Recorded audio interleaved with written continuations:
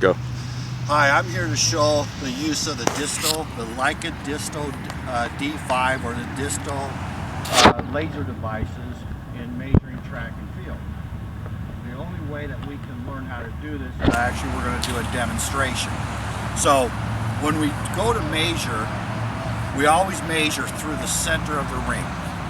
So to use this, we're going to have to measure and mark the center of the ring. So I come out, I have my measuring tape, I have a pen that I get from a survey. It can be a Sharpie, but this one it's a yellow concrete pen. And I come through and I measure and I come up with the center of the ring where I put my mark. Now, in normal measuring, we'll run a measuring tape. By the rules, we have to measure through the center of the ring. So we run a tape, we have a puller that stands on this side through the center of the ring, and then the official will go to the front of the ring and look at the mark, and that's our mark. Well, with the Disto D5 or the Disto laser system, we're going to do the same thing, but we're going to measure from behind the center, and we're going to put in what they call an offset number that will give us the exact measurement. Purpose of this, safety. One person only has to come inside. We only need a couple people out in the sector. We don't need 3 or 4 people on a long discus throw or a hammer throw trying to even it up. With the fiberglass, we're stretching the fiberglass. The steel tape is not really calibrated, and this Disto D5 will measure the horizontal distance only. Now, I've already have measured the discus ring at 8 foot 2 inches. So if the camera will point down, you'll see where I ran 3 tapes through, and you're going to see where the center of the ring is. So now what I'm going to do, I'm going to show you what the Disto looks like. This is what the Disto looks like. This Disto right here, actually, if you see it, 223 feet 7 inches, measured Julian Ruck's NCAA record throw. This very unit, measured it. I followed it up with 2 triangular units, and the difference was 2 millimeters against the triangular units. That's the accuracy of this unit. That's the purpose we were using it in that meet. To back it up with 2 triangular units was to prove how accurate this unit was. Now, I'm going to go through a walkthrough on how we use it. In the sector, now we get the cameraman not to trip over stuff. This is the sign we use. When the throw hits the ground, we're going to put this sign up, and we're going to put it up and down, and we're going to shoot off of it. Now, with that being said, because that's occurring out there in the sector, I'm going to grab the D5 that I already have on the tripod. So if the cameraman can put himself in position, we will go on. Now, to get your offset to be exact every time, the tripod and everything must be put together all the time, the same way.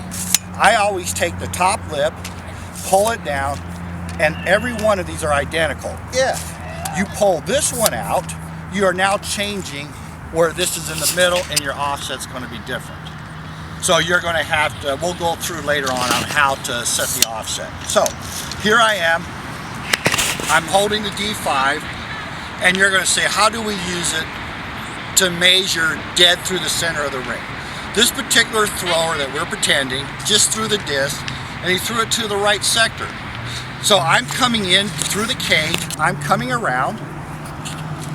First thing I do, I lift the front leg up, and I point it out to where the discus landed.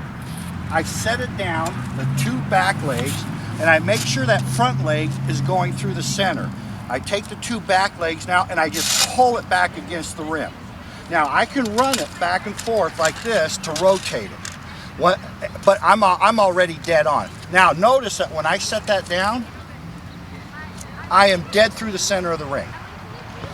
The center of the ring to the center of the sector is here, but the throw landed here, and I must measure through the center of the ring. Now, let's say the throw goes to the left sector. I come in, I lift this up a little bit so I can see out in the sector over the top of the center of the ring, set it down. I'm using this back rim to move it around, and then I set it down. Look, it sits right on the tape.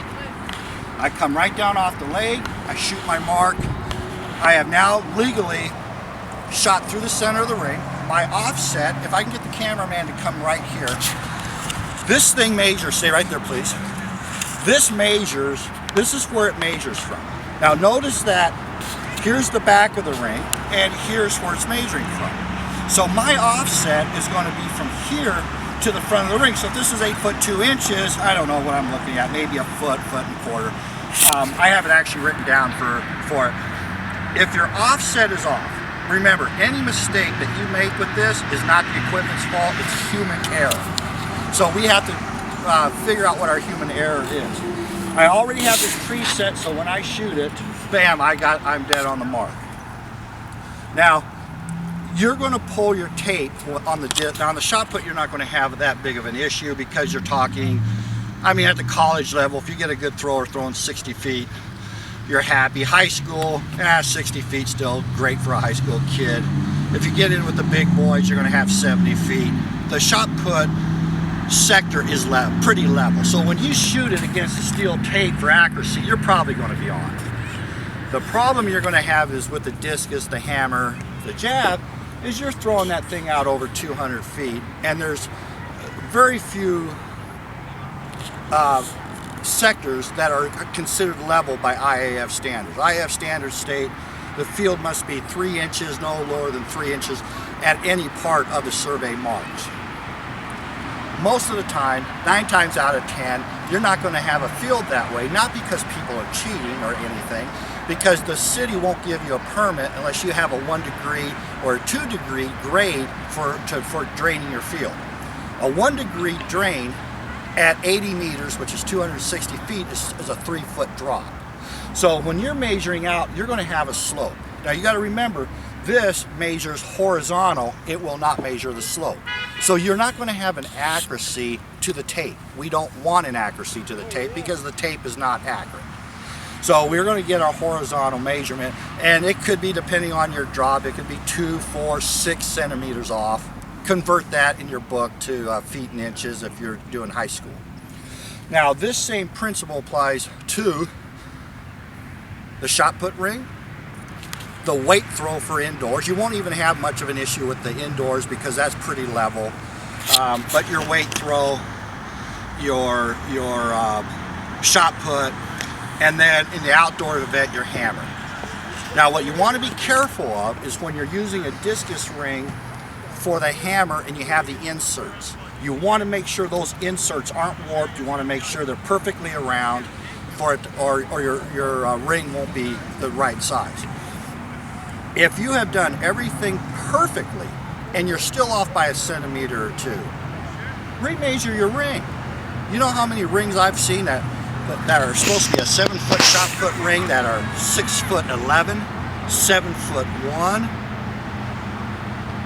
You got to measure, and then you'll have to do the minute offset. But I'm going to guess typically what you're going to do is you'll be working the same venue, the same 2 or 3 venues every time. So you'll have those keyed in after a couple times. You'll already have your survey point already out in the field. You won't ever have to run a tape again. You put a survey feather in, or there's a survey stake you can pound into the ground. You just walk the sign out there, have your offset already set. You shoot it. If you get what you had the last time, it's accurate and you're ready to go. At the end of the meet, reshoot it. After a record, reshoot it to verify the accuracy of it. With these, you don't have the same issues like you do with the total stations or what we call a gun. Because the gun, you can have drift, you have other issues that can play in, and you have constants that this doesn't have. This is accurate to 2 centimeters at 200 meters.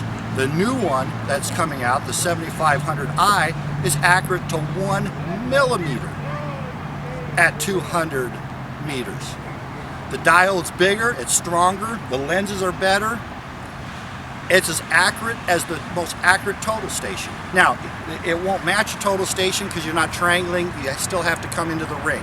We're not that lazy. Let me give you an example on what you can do with the practice with this instrument. Last year I did the Mount Sac relays, the javelin.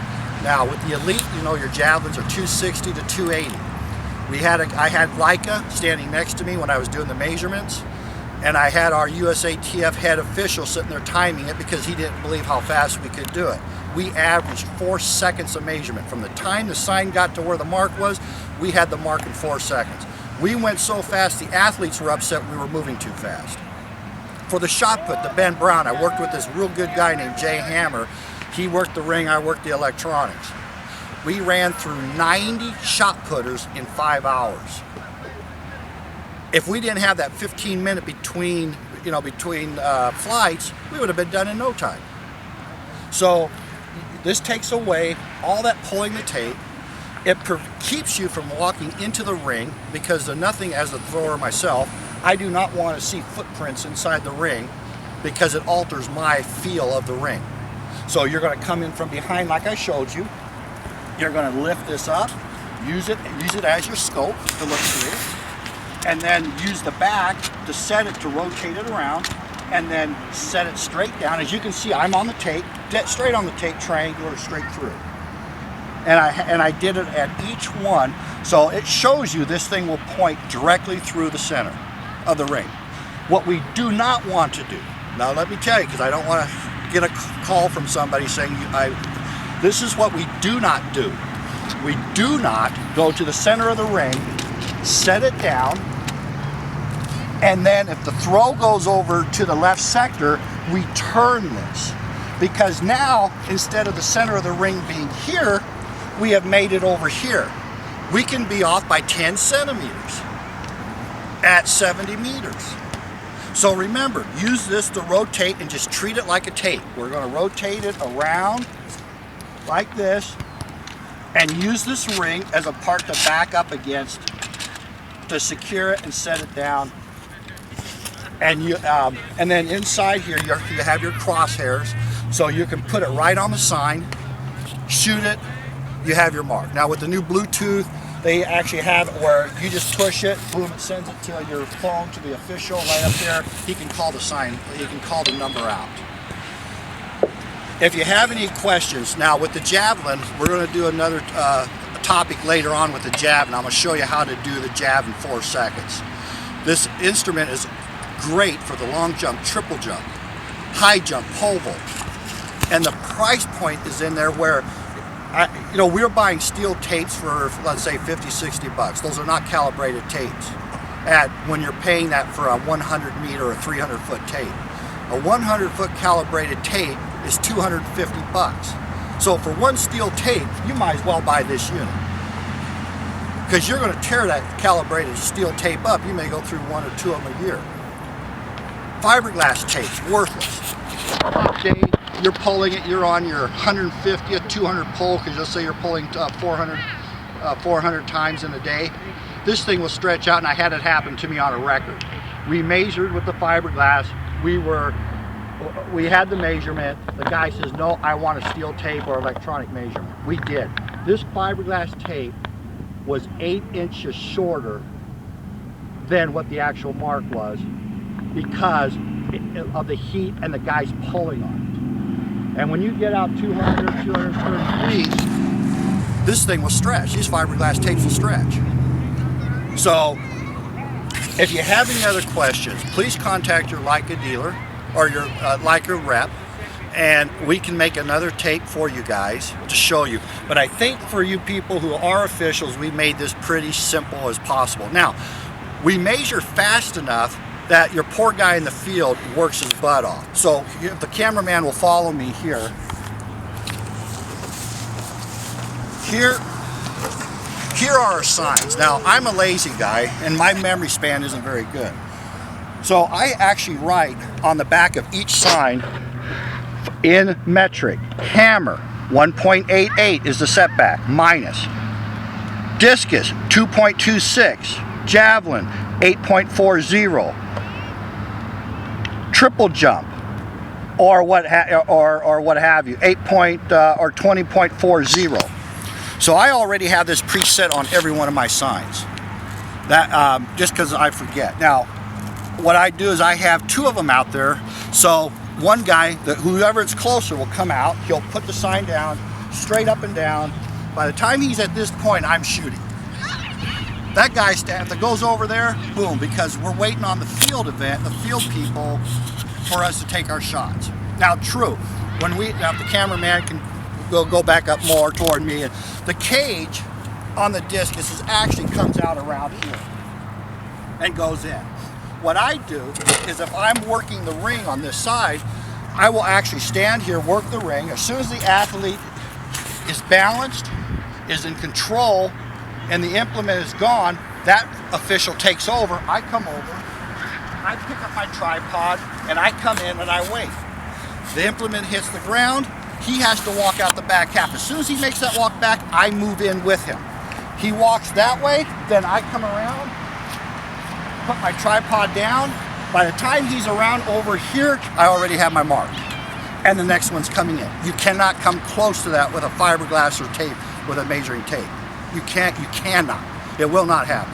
Matter of fact, the other thing I want to emphasize, you have to practice. You don't wait till the day of the track meet and go, gosh, let's go out and work this out.